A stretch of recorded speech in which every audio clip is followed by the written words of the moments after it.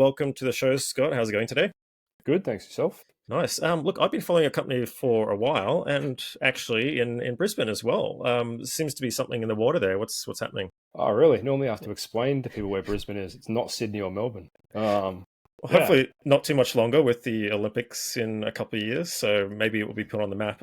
that's a very good point. As long as we don't do a Victoria and lose the games like the Commonwealth Games and make a name for ourselves that way. But yes, That's it. It was fair really point. funny. I was down at South by Southwest last year, and I met a lot of people down there that were from pockets of like down South Gold Coast and Sunshine Coast, and also Brisbane City, who were like Yep. world experts. Like they just decided to live there, and it was like some mushroom guy that worked for CSIRO was doing crazy stuff with like fungi and electric currents and stuff like that. He was just like one of the smartest people I ever met, and I was like, "Oh, where do you live? Oh, in Noosa or something." So Yep. there are pockets. I think it has a bad rap, the city, but there are pockets of very, very switch on people. There are So pockets. I think yeah, when anyone says they're coming to Australia, I say you should go visit Sydney or Melbourne. It's fantastic. yep.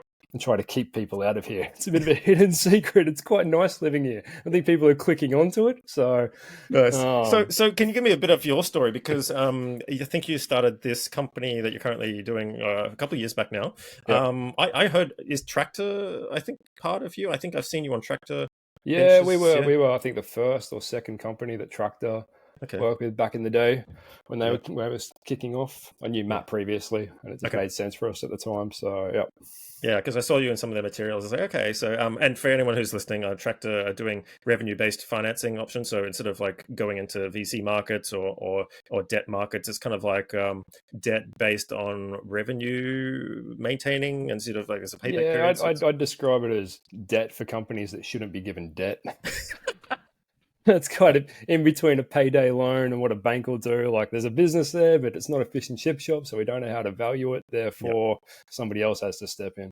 Yeah, which is interesting because I think that sits between two well-known sort of categories where people think, oh, I have a binary sort of choice between Yeah, going to traditional debt funding or VC or bootstrapping. And these guys are kind of like a bit of a hybrid approach almost between all three, which I yep. found really interesting. And so, yeah, coming back to what you do, can you just explain what the company is that you founded or co-founded, and we'll go from there. Yeah, I definitely co-founded. I could say it was my idea, but it was actually my wife's. So she's the creative person. I was doing strategy consulting with Ernst & Young, specifically business model innovation. So helping big Ooh, companies create new business models, new products, new services for a couple of years. I was actually just selling PowerPoint decks. I was a typical consultant. My partner had this idea. She was working on social media at the time and had just done a master's of creative advertising. I thought there's all these really talented people like her out there that like creating content. They're yep. not influencers. They're not doing it for followers necessarily. They just like being creative. Hmm.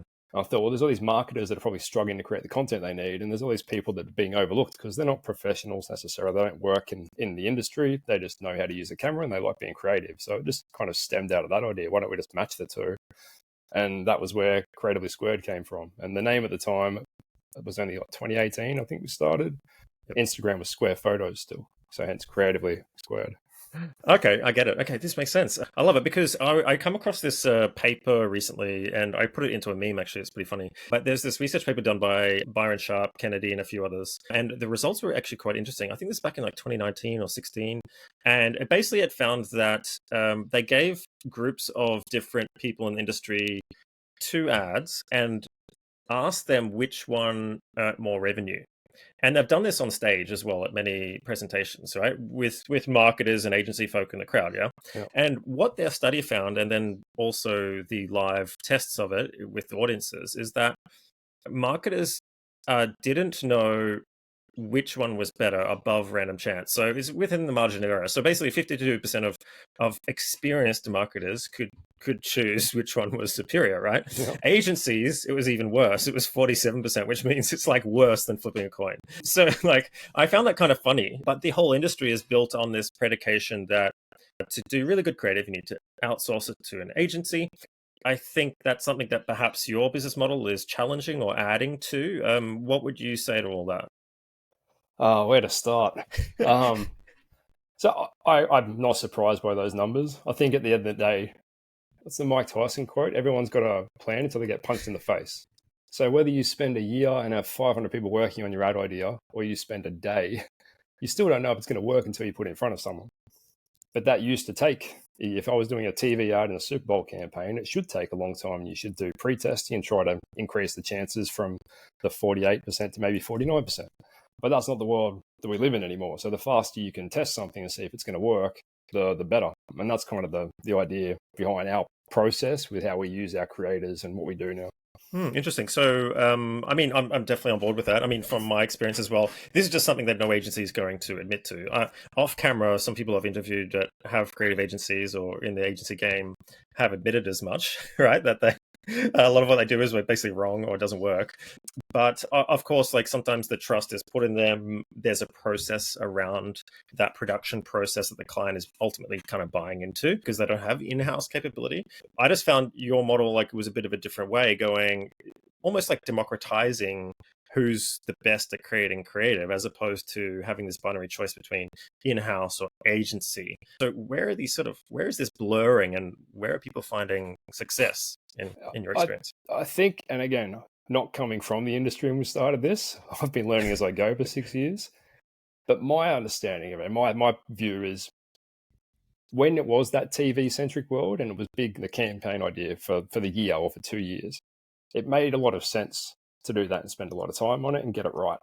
All of a sudden, all these digital channels have popped up, whether it's TikTok or social media or retail media. Every week there's a new channel you have to be on. And in the rush to not change the business model before, from when it was take a lot of time to get one thing right, whether it's right or not, to now we need lots of stuff. The business model that was built around doesn't work as well anymore. So coming up with that cut through and that campaign idea, and that still makes sense. But how do you execute that across so many different channels? And in the rush to do that, that's where there's been, okay, we need more content for less. So we'll set up an internal team. The internal team generally doesn't create anything. In most of the companies, they adapt what was shot previously using the 300K production.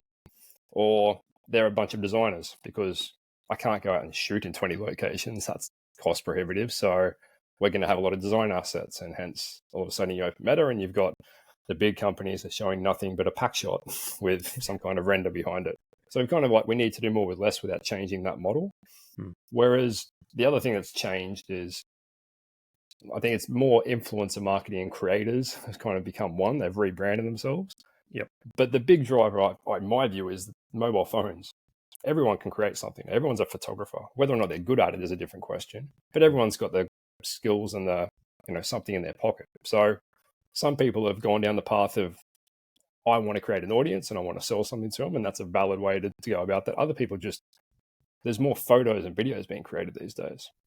Yeah. So if we tap into that network of that scale of people that are focused on creating something that looks good, because that's what they enjoy doing, how do you overlay that with what a brand needs, which is not just a random shot? They need some kind of strategy behind it. They need to make sure their brand codes and their distinctive assets are put into it. There's some kind of story that fits with it. So how do you take almost the strategy of what agencies were doing, but in a scalable, faster way? Because you don't need to spend 12 months on each Instagram ad.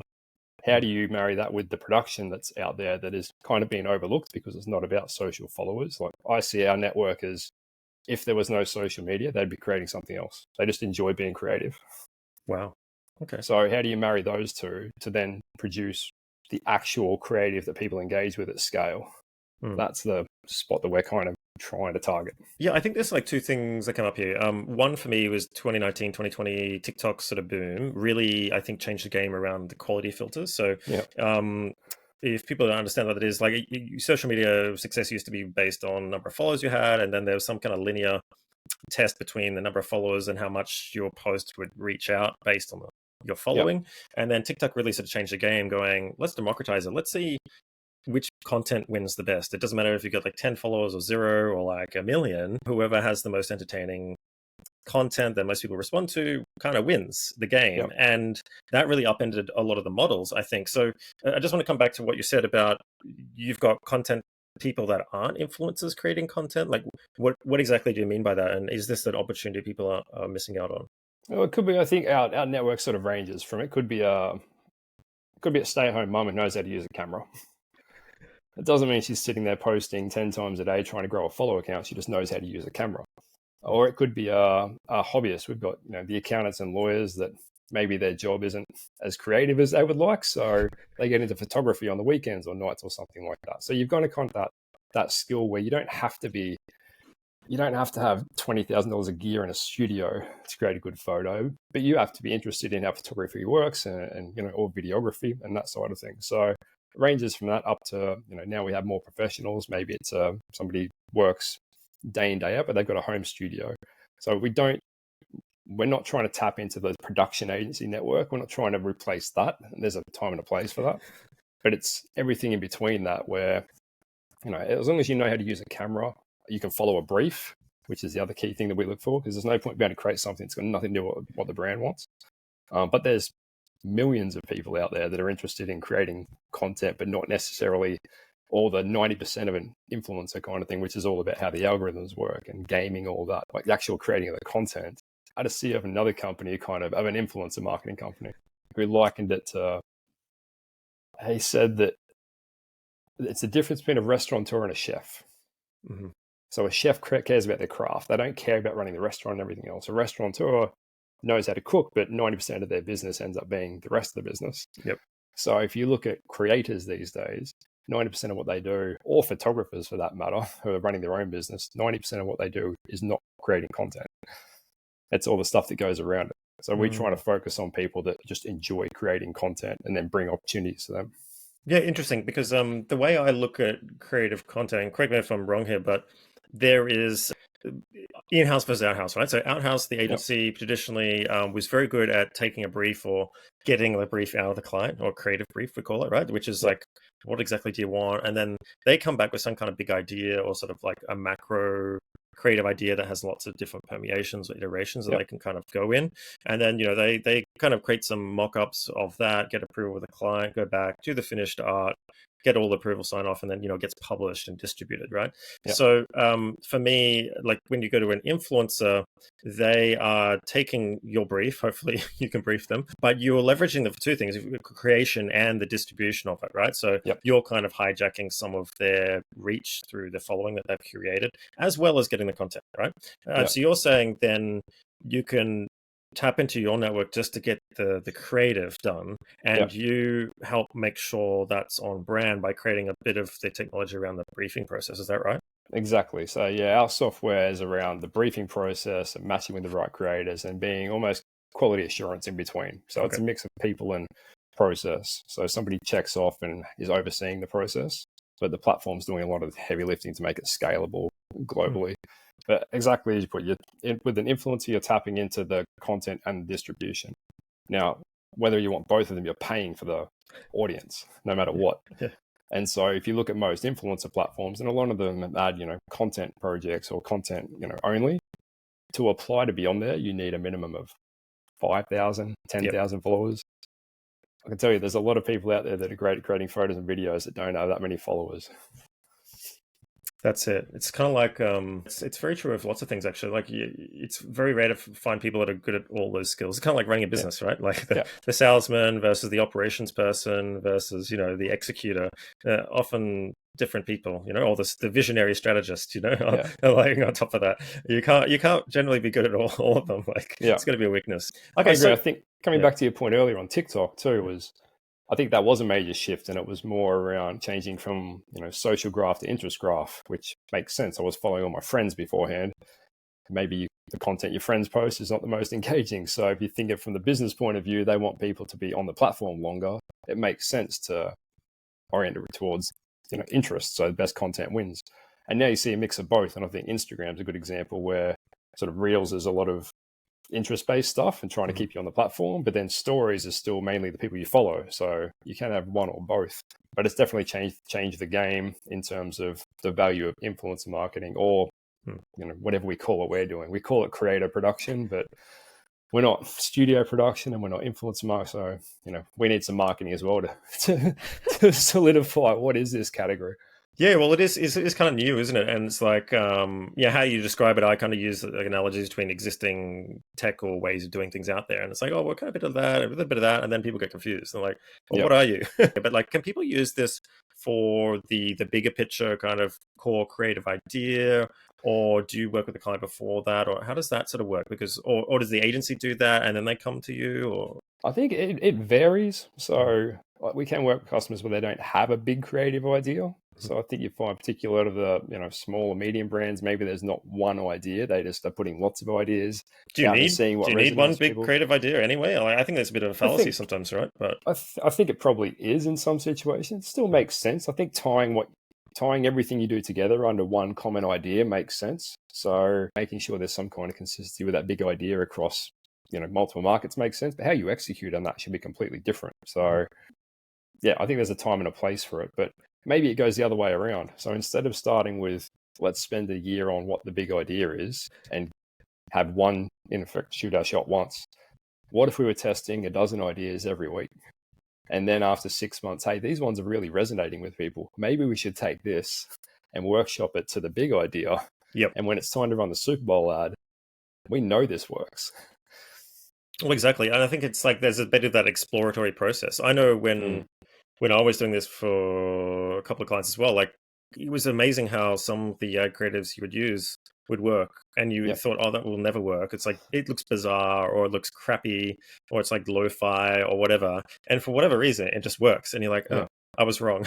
And then you're like, okay, there's something here, let's take that, and like, why did it work? And you kind of figure out why it worked, and then you get to iterate on that theme, and then suddenly you've got like a themed campaign working kind of reverse almost, you know what I mean? And then you're like, okay, let's own this like core theme and keep iterating. And some of the ideas can stretch really, really far, and others, like the Snickers sort of campaign, only you when you're hungry, like that creative idea has lots of permutations that you can create into lots of executions in many different ways, video, stills, whatever. And I think that is like what a good creative idea is all about. So that's why I'm like kind of agreeing with the whole big idea thing, but also against it. Like, I think where did the big idea premise come from is the more important thing. Like how valid is it? Is it just like some agency creative strategist idea that just popped out of nowhere, or is there some validity to it in the market? I think that's the kind of question that gets skipped sometimes. Yeah, I think coming back to that, I said before, if you were just doing TV, radio, print, like, you only had one idea, so you can call it a big idea or a small idea. You had one idea for the year because that's all you could do. So now you can have lots of different ideas, but using, what was the Snickers one, the example? You're not only you when you're hungry, or the KFC Australia one's very good as well. Like you can see all the different sort of situations that they've permeated. Let's take the Snickers one. You're not you when you're hungry. We could either do one TV ad in the States, and we could adapt that for every market around the world, or we could do 10 different stories in each market around the world with each different demographic around that idea. So you're still having a unifying idea, but what's relevant to me taking a break in the Philippines with my family could be very different from somebody in Canada. Actually, let's talk about that, because if you are a vendor and you've sold this creative idea, let's just say we're an agency, one of the ways you limit costs, right, is you scale down the creative complexity. So you get one idea, and I've been in these ads where we've had to dub like a Johnson Johnson Head and Shoulders. I was in Sydney and we had to dub it from like Singaporean because it was all filmed with like this kind of not Caucasian but not Asian. It's kind of like someone in the middle, so you can kind of Pan-Asian. Request for it. We need one talent that can kind of do okay everywhere. Do both, and you're just like, I kind of get it, but then it was like we had to dub that into Australian, and I was there in the studio and charging heaps of money to the client, and it's just like you just dub it and you're like, hang on, why don't you just reshoot that? And back in the day that was a really expensive thing to do, but now, and like Meta just announced this today, like you could use AI to like completely like change and translate on the fly on Reels, I think it was, they announced today. And I was like, wow. So I think technology has kind of maybe lowered the barriers to that, and then perhaps with your distributed network, that's even like more cost effective than it was before and coordinatable. So like, do you have examples of companies that have done that with you into multi-markets? I think we've got examples of companies where we're doing work in multi-markets. We have the capability, and a few companies have done that. So we could have a brand director in New York and say, instead of shooting in the internal agency here in New York and giving it to India and Brazil and the UK, why don't we just tick a box in your platform and shoot in each market, and we'll just use creators in each one. And we've done that. And you don't have to guess as to how the performance looks when you compare it to the adapted asset versus the local one. But that is all pinned from that underlying assumption from years ago that production is expensive and a cost to be minimized. Because if I can minimize that one, it's expensive, and I can minimize that cost, I can put more money into media. But obviously paid social and these platforms have changed the game where their auction processes and bad creative costs you more. So the companies are still largely structured that way. I have a global team, I produce once, I give it to local markets. I have a content budget, and then the local market has media budgets. So if you want to change how that works in large companies, it requires pretty much top-down change to prove out the benefits of that. Agency relationships. There's lots of things that need to shift to do that. Yeah. So we've done that on occasion. Obviously works, but doing it on a large scale, that's kind of what we're working hard towards now, and just proving it out case after case so we can build that up. Yeah, I love but it. I think you're on the tech side of things.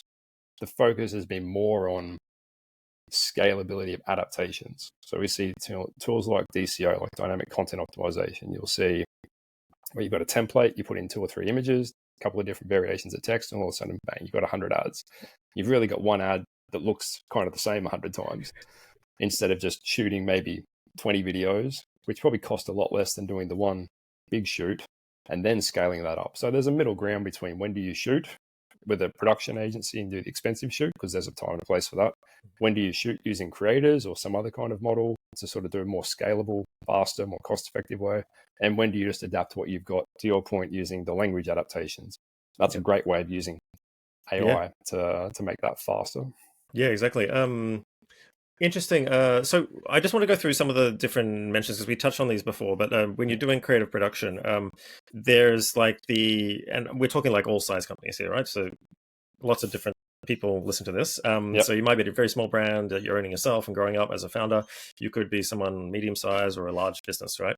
I think there's this, again, we kind of touched on this sort of false binary choice between outsourcing and in-housing. And obviously there's trade-offs that happen there, but let's just go with the in-house option. What are the pros and cons you've noticed when people do things all in-house that they should be aware of?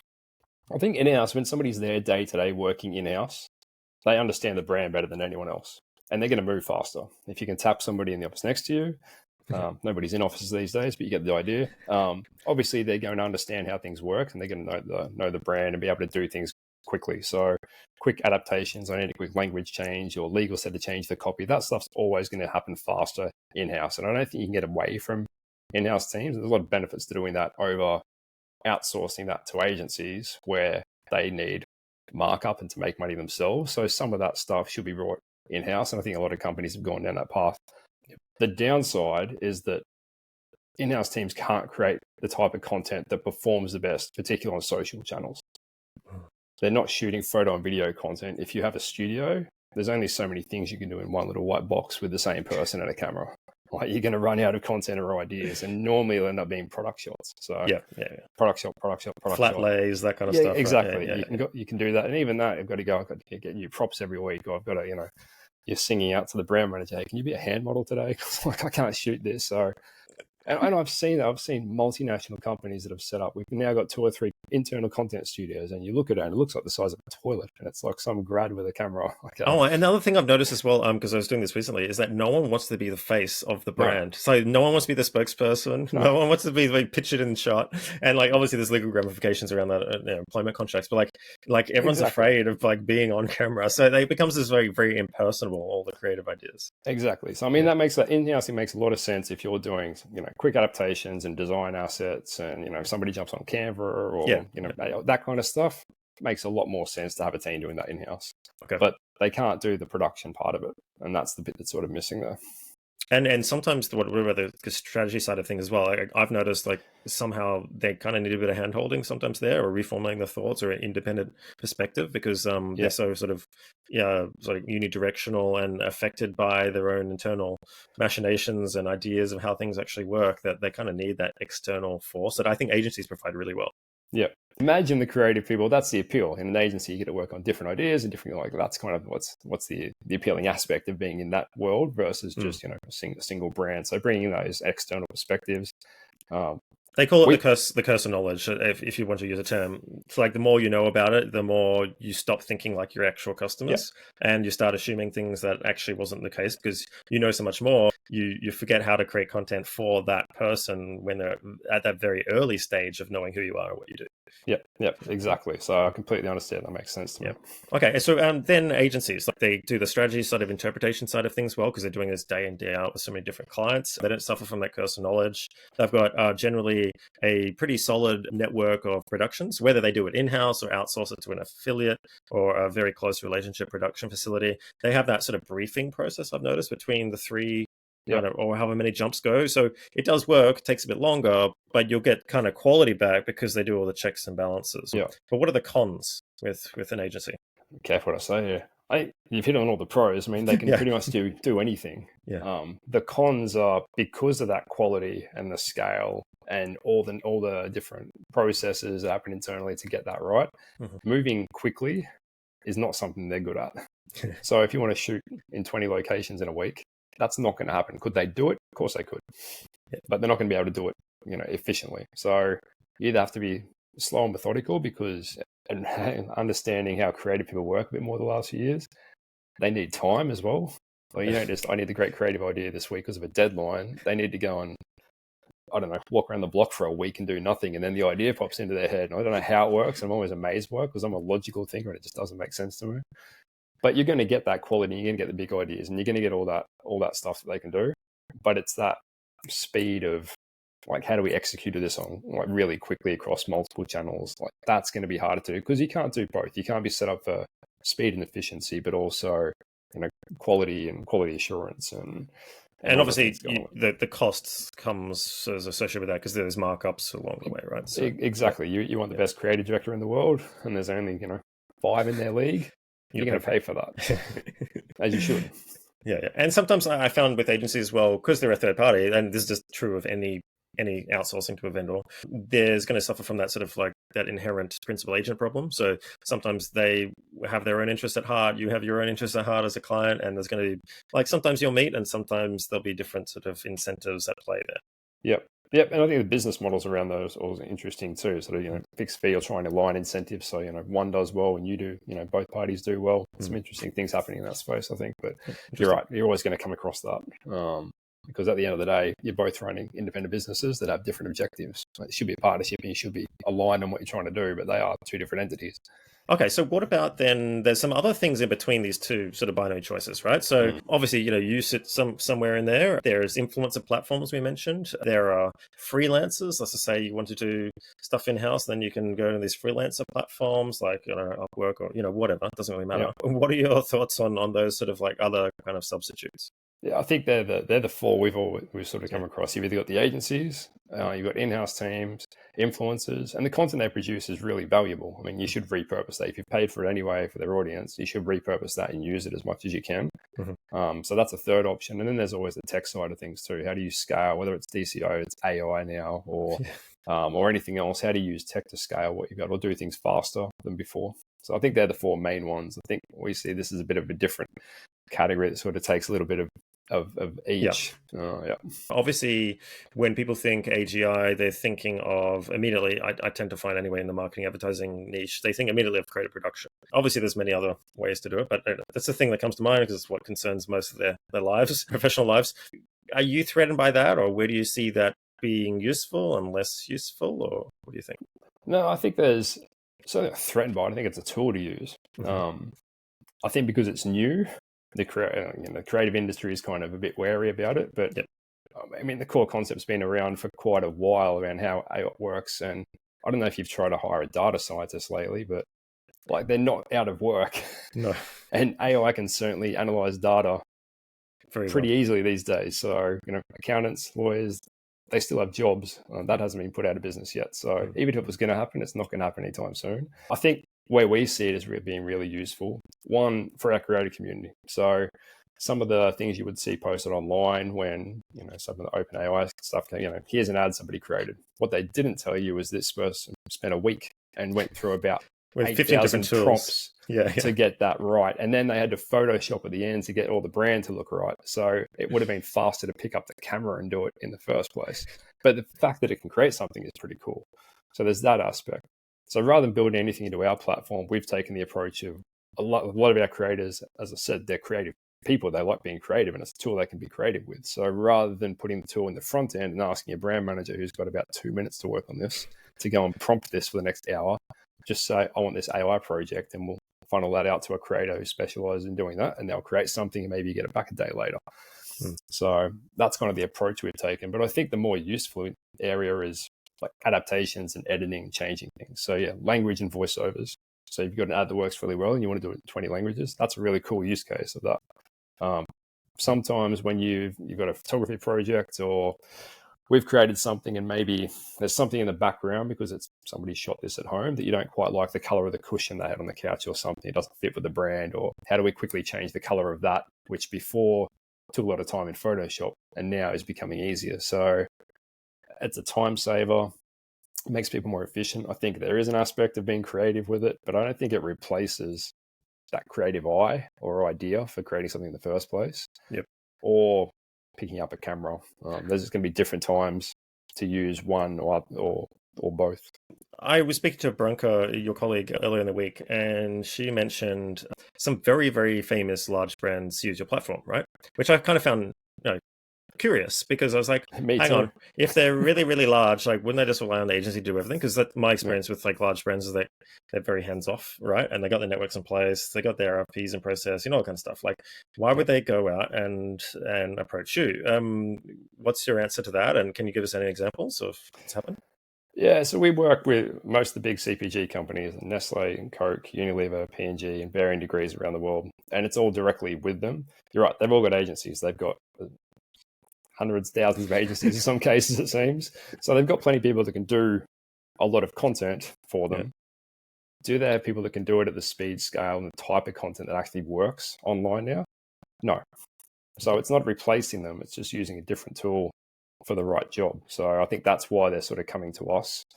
In a lot of cases, they're looking for something that's native to the platform rather than adapting the KV, which is not the sweet spot of the agency, because the agency either shoots using an expensive production studio or an internal team to adapt it, or they've used influencers. And the big problem there is I've used them for content, but it's not on brand, it's inconsistent, managing them, payments, all these kind of headaches. It gets messy. So there's sort of a gap there. How do I create the content for my brand, for our channels, but do it quickly, efficiently, and have it work better? And I think that's the other thing that's also pushing them is just budget pressure. Everyone needs to do more with less. If I'm spending $1 million now on meta ads, actually, I had a conversation with somebody about 2 years ago that kind of ran this home for me with a brand manager in Singapore. I said, how much are you spending now, and what channels, online, offline? He said, it used to be about 20% digital and about 80% on TV. And this was about 2 years ago. Now it's 80-20 the other way. About 80% of our media spend goes onto online channels. Okay, great. How do you create the content for those? Well, we do our TVC, and that costs about $300K. And what do you do for the digital channels? We used a stock image because we didn't have any money left. Hang on. 80% of your spend goes on these channels because that's where your consumers are. You used a stock image. Yeah, because we had to do the TVC. Right. And I thought, this is going to be a long time to get this business to work. Yeah. Wow. Hey. Yeah. That's hilarious. So, and I think that's like that's the legacy thinking. It's like, hey, most of our budget's going to this big sort of expensive 60-second TVC, and then scraps can kind of go to the digital programmatic or whatever team. You know what I mean? Whereas I think there's changing around, well, your 14-year-old TikToker could create more engaging content than, that's what you're already producing. Why don't you leverage like 100 of them and create something really cool? There's going to be more suited to the platform. And I think I've seen this happen a lot. I was talking to one of Europe's biggest advertiser, who shall remain nameless. And he was getting some quotes, like the agency was up for review. It was a very famous agency in the UK, which I can't mention, who's written some very famous books, very much inside that agency or Adland sort of network. And he came up for review, and their pitch was just like a £3 or £4 million 60-second television commercial as the crux of the whole campaign. It's like, no, we've got all these different channels. So you can't just take that and cut it down. And this is what happens. They take that 60-second TVC, they try and cut it down to like 6-second shorts or like 15-second reels. And it just doesn't work because it's not made for that platform. for that kind of audience in that environment of engagement. And he was very much on the mind that, no, we have one creative idea, right? Then we'll farm that off to different people who specialize in each of those kind of media channels.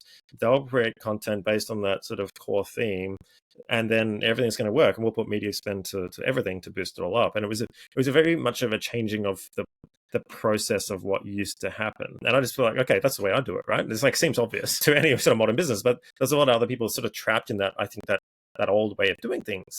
I don't know. Do you see these big brands now changing a bit, or being more receptive to that newer way of working? I think people in these big brands are changing, but as a company, that's kind of different. You have some people that get it. It's a bit trying to move everyone. That's really challenging. So it's not really surprising that's taking a while. I mean, but using what you just said then, it's akin to putting radio ads on TV. Yeah. Well, it just doesn't make any sense. And as soon as you see those recut TV ads on social media, I've seen them take like a 16:9 landscape, yeah, and then they've put it on like like a 9:16 phone, so portrait, yeah. and it's just a black bar, like it's sort of like mostly black, and got this really thin little strip of the video, and you're like, what? Yeah, Well, it's got the logo at the bottom, and it's got the learn more button over the top of it, because they haven't taken into account the aspects. And you're like, can't you just crop that? And I was like, hang on. And like, this is for $1 billion like mining firm. And I was like, okay, this is kind of embarrassing. Yeah, the crux of it, I think a lot of marketers create content for other marketers. Yeah, you can say you're consumer focused, but it's what looks high quality is what I'm proud of to share, because it looks aspirational, and I've put a lot of work into it, and I've tagged 20 people that were involved with it. Not this actually drove brand lift or sales, because that's not as exciting. Like, what do I get awards for? I get awards for campaigns that other marketers like, and that's how you get promoted. It doesn't matter if sales went up 20%. That's not my job. That doesn't get me the next job. So, I mean, they're all the intricacies of the coming into this industry. You can solve the problem. That's relatively simple. Actually, I just heard about this story today. I can't mention who. Let's just say it's one of the country's largest. How would I say this? They're in insurance, okay? Very large insurance firm. Everyone would know them. I can't mention it. They were losing market share. There was a big top CMO awards night, and they had to enter their submissions for like being the top CMO. Yeah, and what happened to be in the audience was their direct competitor, who was stealing all this incumbent insurance company's market share steadily over the years. So the CMO from this legacy insurance company comes on, submits all the data showing this person, took the brand from here to here. But in the audience, the competitor had the opposite info, because they knew exactly how much market share they were gaining off this competitor, and just going, I know this person lied on the submission as doctoring the results, right? and yeah, just recently this brand has kind of reached out to me to like help solve the situation, which I found really funny. So I know it's like no one really cares about how well the company does, or they'll care as much as they have to, but the rest is just about self-promotion and leveraging this for awards. So, it is, I think, coming from so before I was in consulting, I was in science and worked in like laboratories, and you don't doctor numbers because things blow up. But coming into marketing, where there's a lot of that, and I think that's part of the fun. Like it doesn't matter as much, so you can. There's gray areas, and you can stretch the truth, and that's an upside to me. Makes the industry interesting. Yeah, no, it does. I mean, and hey, people got to pay the mortgages, get some promoted, get a better job. Nothing wrong with that, right? But I just find it ironic when they're at like an effectiveness festival and showing you, how the brand was effective, and you know for sure that like, and I always say like, how do you know whether creative is effective or not? Like, what does that even mean to you?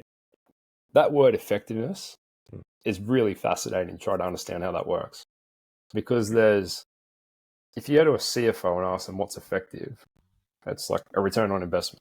Yeah, like it's a number. Market share, that's market penetration, earnings. Yeah, they all agree. Yeah. You ask 10 marketers what effectiveness means, you'll get 10 different answers. What was effective? Pre-testing results, engagement, clicks, MMM studies, awards, brand lift, awards, ROAS, ROI.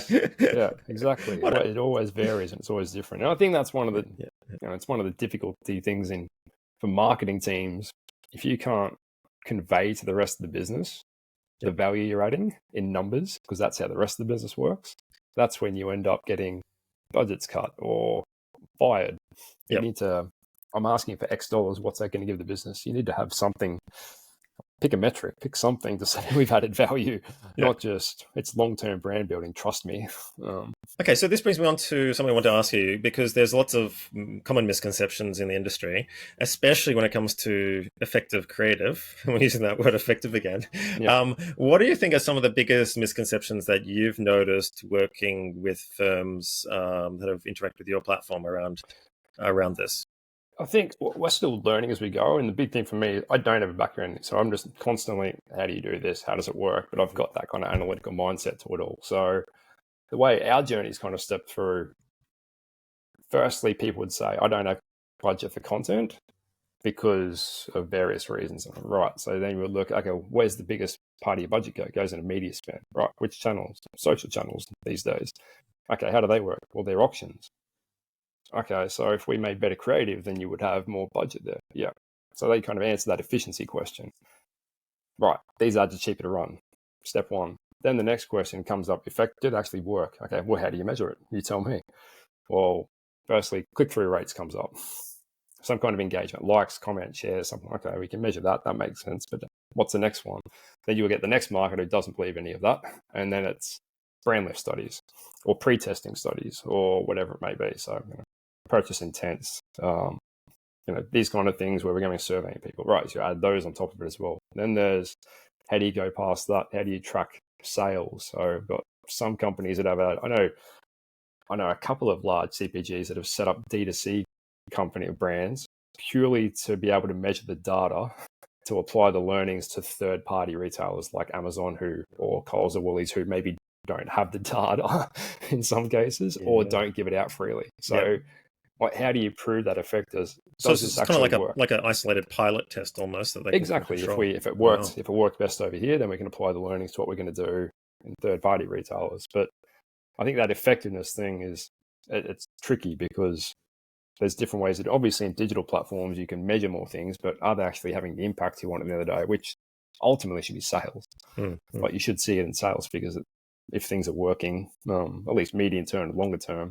So one big thing for me, and correct me here, but I've seen like what most people would deem unpolished or unprofessional creative work really, really well. Like, maybe the picture's grainy or it just looks weird or whatever. Like, it would never get approved internally because they want to sort of make sure everything's pixel perfect or whatever and spend really long on it. And this thing just like kills anything else of the creative ideas that you've got in the market. It's just like so popular that you kind of begrudgingly have to keep it on because it's so good. Have you noticed that as well? Or I think so. I think there's a meta. Low fi is not low quality. yeah. So quality is not what it looks like. Quality is how well it does the job. So if the job is to engage people and that's the type of content that engages them, then you should do that. I think it's not so much, maybe statistically, if you looked at sort of all the campaigns we run, yes, maybe lo-fi UGC style content works better than a recut TV ad. But I think it's more testing different styles of content to see what works for your brand on that channel at that time. So it could be that static works better than video, or the polished brand that actually works better than the UGC. But you need to test all of them and be led by what's working. And however you want to measure that, view-through rates, click-through rates, engagement, whatever it may be. But measure something to see which style works. But I think, to your point, you're right. There are different styles that work better on different channels. And a TikTok probably wouldn't work on TV. But in general, people do crave authenticity and something that's real and something they can relate to. So we've seen that, I think, on social platforms, sort of Facebook to Instagram to TikTok. And then I think you'll start to see that go the other way, or you might see more rough and raw kind of content end up on connected TV or going the other way because this engages people. It cuts through that.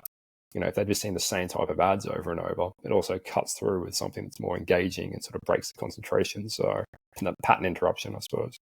The other thing I want to mention as well, like I've seen some firms, like, because we talked about sort of whether something's on brand or not, and sort of having these brand codes and everything, and it was really important for that quality standard, right? I found sometimes, though, that can be really too enforced and too restrictive to the point of like someone's basically got OCD with like a finger on the reject button, and like it sort of goes beyond consistency of like the look and the feel and associating that with a distinctive asset or that brand versus really restricting what can be done to the point of like absurdity. Have you seen that as well, or where's a good balance there? Yes, see that quite a few times. Can we make the logo bigger? Sure. Put the brand strip in. Oh, that's going to look ugly. Okay. Exactly. We need the brand in the first 10 seconds of these 15-second ads, like just taking up the whole screen, all that kind of stuff. Yeah. I think you can make content go viral. You can have popular content. Does it actually add anything to the brand?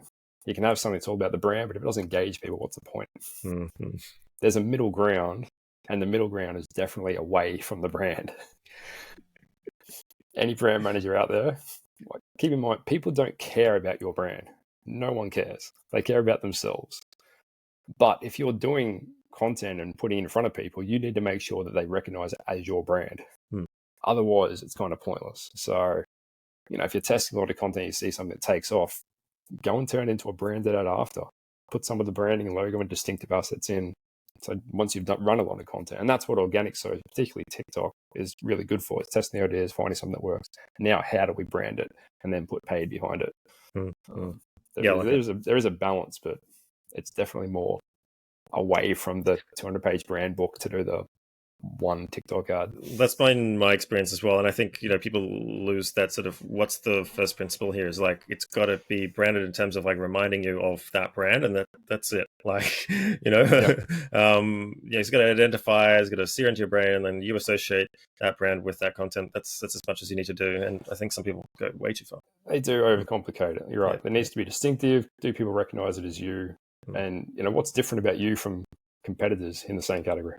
Yep. It's not hard to boil it down to those three things and put that into content. But okay. So speaking of that, I mean, is there some things you wish you didn't have to deal with, or you felt people did less of? We just kind of talked about one, but is there any other things that if we didn't do this, it'd make the whole process so much easier? I think translating that old world into the new world. Okay. In theory, somebody could turn up to our platform and they could just use it as a production tool. I'm just going to produce stuff over and over and over. Like a TVC? Not a TVC, but if you want to produce for any online channel, really. So if it's paid social or retail media or e-com assets or anything made of ones and zeros, if you want to produce stuff for that, it should take you 10 to 15 minutes to put a brief in the platform. Comes back 2 weeks later, go on with your job. Where most of our work goes to now is taking that 300 pages of brand book and 50 pages of a brief that's already been done by somebody that was their job. And then we kind of onboard and say, well, we don't really need that. We just need to put 3 or 4 sentences and a couple of example images here and away we go. So that almost like consulting the old to the new so they can use our tool, that takes up a lot of time. And I think we find is once marketers get used to it, it's almost freeing, they've described it as, over time. So before I had to distill, I've got all these ideas and these different segments and I've got to distill it down to one idea. And now it's just, I'm just going to run all 10 ideas. I know. Like I could just get on with my job. In fact, if you knew about brand science with different category entry points, generally your market consists of like many of them, like up to 18 or 12 in Coca Cola's case or whatever for cola. I think there's even more than that, or 21 sometimes. Like you can need a piece of creative for each 21 anyway. So how are you going to have one big idea that cuts across all? Doesn't make any sense logically, let alone like. Well, I think you see examples of this. Like an example I use with customers all the time, get into trouble. There's a well-known brand. It's all about real beauty, real people. Oh, yes. I know who it is. Look up any of their ads. And obviously diversity is important. So you'll see one diverse image that has a tall person, short person, black person, white person, Asian person, skinny person. It looks like this group of people who don't know each other from a bar of soap. Rather than doing 10 different ads with each of those talking about their lived experiences that is probably more relevant for that segment of the market, it is still the same theme. It's just executed in a way that makes sense for today's market. I find this a lot as well. There's too many creative ideas, they're trying to like touch all bases and all mediums and get everything to the one concept. And you're like, well, no, you're going to split them out, like do them individually. Do it in 6 seconds. Yeah, exactly. Where are you heading then? Where do you think the future is for creative production? Lots of things seem to be converging now, lots of state of change within the existing ecosystem. What are you sort of focusing on? Where do you think it's going to go? Yeah, I think one of the really exciting things for us is this year we've started to get some teams come to us asking for creative production. We've had procurement departments can say that, we've got like RFPs for creative production. We are excluding agencies and we are excluding influencer platforms. Can you apply for them? We were kind of like, what? So it feels like it is a bit of a category that's forming, which is exciting.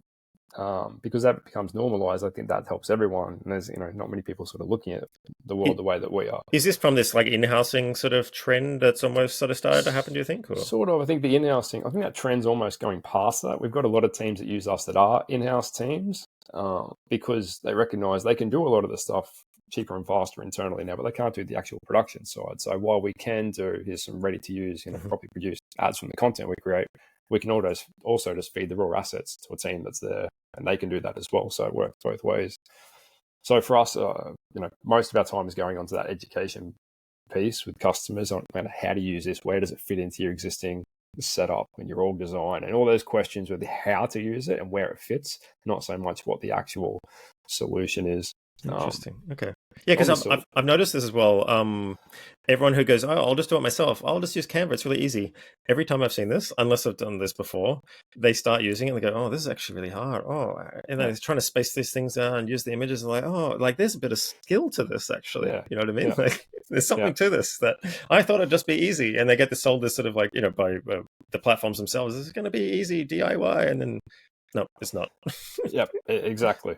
I'm certainly like getting to a creative industry without that background, learning how things work and how much time it takes. And if I've got to quickly do something and then somebody else in the team sees, you put what in front of people? Like, I couldn't get the spacing to align. So. Oh, have you seen that Silicon Valley? Have you seen the show Silicon Valley by HBO or not? So we watch that normally every 2 years. Because each time we've watched it as different stages of company, the jokes hit differently. So very familiar with it. Okay, have you seen that scene where it's like the designer comes in, he's playing the music, and they're trying to create the box design? Yep. So Richard's going, I don't care because I hate this box thing, whatever, right? And the creative's playing the music and boom, chicka, boom, chicka. Do you like this? And it's showing like these animals. And it's like, and Richard Hendrick's like very logical kind of thing. He's like, what the hell? You creatives like crazy, right? And he's like, just do whatever. I don't care. Anyway, so the creative guy comes back like a couple of days later, like, here's what we got. And it's like the most boring, like worst thing ever. And he's like, oh, come on, like, what? We want something better than that. It has to look good. And he's like, but you said you didn't care about it,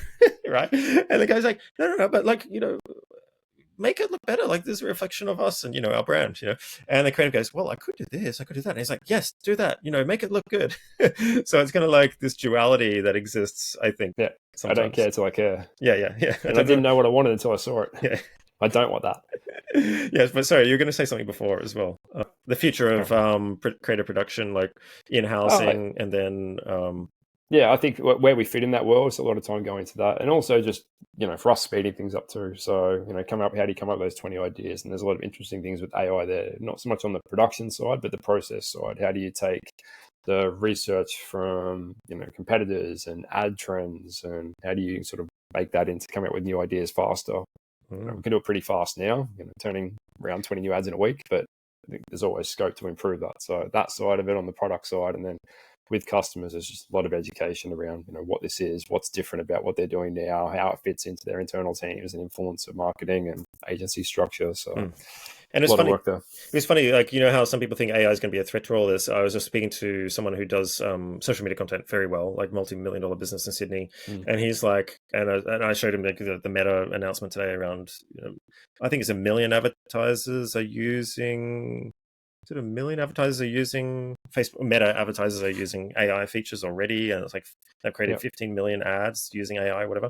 Which isn't hard because I'm sure if you tick some of those boxes, when you're shipping in the platform, like that applies AI, so they could trump up the figures. But he was like, so zigzag. I'm going to go in the opposite direction and go like real and no AI, so it's authentic, and that's why we do everything ourselves with real people, like ad hoc with our phone cameras and stuff. And he's like, that's an opportunity to stand out by not creating AI images. So yeah, I think there's a middle ground. You need more.